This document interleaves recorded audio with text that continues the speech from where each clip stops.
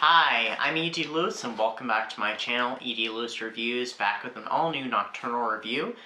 If you're new to the channel, welcome. If you are not new, welcome back. And if you haven't already, please hit that subscribe button and that little bell so you get notifications on my latest videos, as well as please hit that like and leave a comment down below.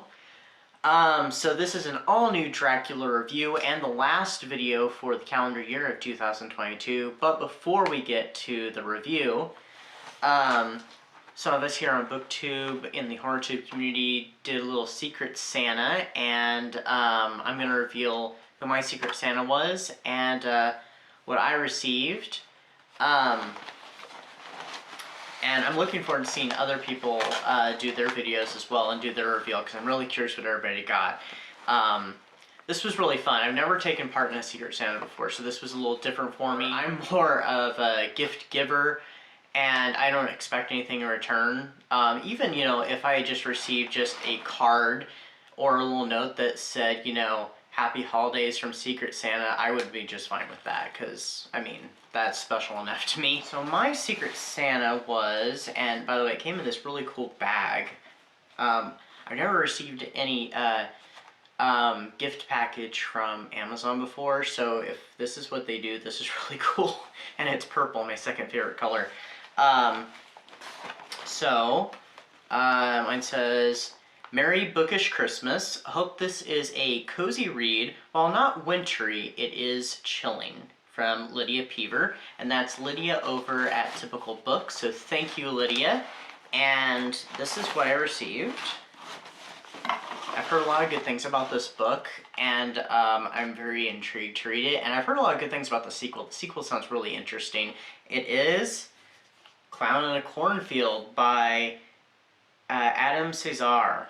So I've heard the story's a little messed up, and it's like she said, I've heard it's chilling, so I'm definitely looking forward to that. So that's definitely going to be one of my reads for 2023. Thank you, Lydia, once again, and I hope that you had a wonderful holiday season. So this is a double review, and it's something a little different. It's what I call the misadventure, well, maybe not misadventures really, but the Zany adventures of Dracula.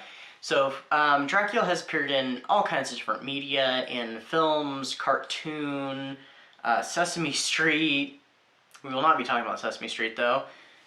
Sequels, prequels, comics, all sorts of things. Well, in the year 2000, he appeared on one of my favorite TV shows of all time, but he's probably my second favorite television series, because my first is Dark Shadows, and that would be Buffy the Vampire Slayer, in the season 5 premiere called Buffy vs. Dracula. You might be thinking, what? Which, probably, yeah, but it was kind of a cool little showdown. So, Buffy and the gang, they come up against Dracula. So Buffy is patrolling, and when she's patrolling, she ends up running into this very mysterious and kind of exotic type vampire. He's very different in his appearance than any other any other vampire. I'm stuck on Dracula. So he quickly reveals himself to be, who he is, and Buffy doesn't believe him, but she soon believes when she sees what he can do, and she's definitely very intrigued and kind of fascinated by him. He comes off with this charisma and, of course, his seductive power. Well, soon Buffy falls victim to his thrall. And in some ways, the Buffy episode kind of does some retelling of the Dracula story. We have Dracula. They don't really talk much about it, but he must have purchased, maybe they might have mentioned it, it's been a while since I watched it, but he purchased this mansion, kind of looks like a castle in a way. He ends up having his Renfield character, who is one of the gang, eating insects and working for him in secret. You have the rest of the gang kind of working as sort of the Van Helsing and the you know, like Dr. Seward, the, you know, the band that goes up against Dracula. The gang ends up doing that, and it all leads to a final showdown, as Buffy is very much kind of like the Mina and Lucy character in many ways, but of course the tables will turn because it is Buffy after all. I really enjoyed this episode. I think it's a fun little one, and then also at the end of the episode, unrelated to Dracula, it kind of presets things a little bit for the rest of the season with the appearance of a mysterious character who, if you have seen the episode and you're familiar with the show, you probably know who I'm talking about. The other Zany adventure comes 5 years later in a little direct-to-video movie, and it is an animated film. Now, I know these two characters have popped up in a graphic novel or comic before, but I've never read that, so I don't know if it's connected with this little movie in any way, but it is The Batman versus Dracula. This is another one you're like, you hear the title and you're like, what? Yeah, it's different. So it's a spin-off from the animated series called The Batman, and it literally has Batman face off with Dracula. So Dracula is released from his tomb with the use of some blood, you know, a little gory for a, you know, kid show. You know, he's buried in this tomb, ironically in Gotham City in a cemetery. After the Penguin and the Joker escape from Arkham Asylum, after this treasure that's hidden somewhere, and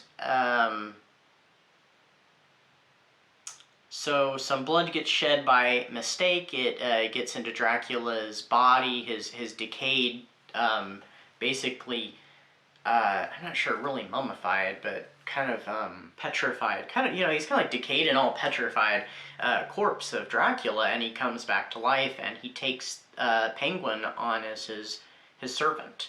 He introduced himself into society at a function that Bruce Wayne is host at Wayne Manor, and I don't remember exactly what the project is, but it has to do with harnessing the power of the sun, which of course, you know, Dracula and the sun don't really mix well.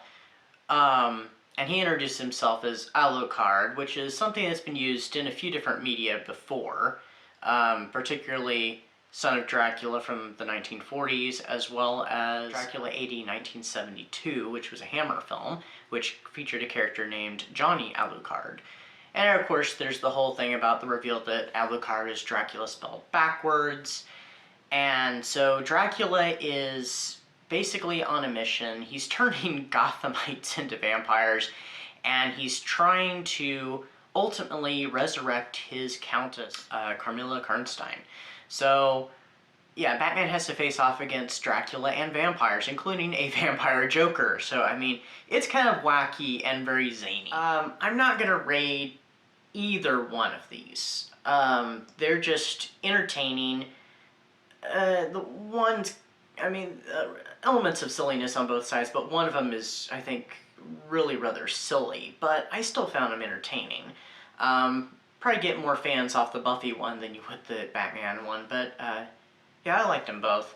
But I would definitely lean toward I love the Buffy episode, and I just, you know, enjoy the Batman one. But anyway, so those are the zany adventures that I've selected for Dracula in this video, and I hope everybody is staying safe, staying cool or warm, depending upon where you live, and yeah, so I'll see you very soon with another video and some reviews and all the things that I am thinking about doing for the year of 2023. So until next time, I'll see you soon.